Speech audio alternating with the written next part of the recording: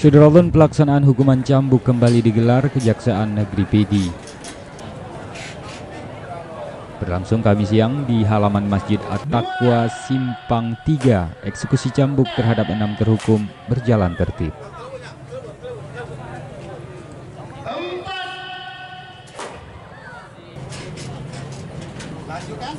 Untuk salah satu terhukum, Algojo terpaksa beberapa kali menunda cambukan karena terhukum tampak merintih kesakitan. Prosesi cambuk terhadap terhukum ini pun dilakukan secara bertahap. Bahkan pada cambukan terakhir Syederalun yang bersangkutan tumbang dan langsung ditangani oleh tim medis. 5 6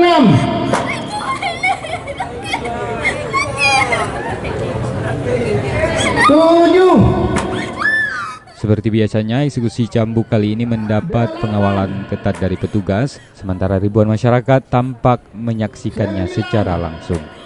Dari Sigli, Muhammad Nazar, Serambi On TV.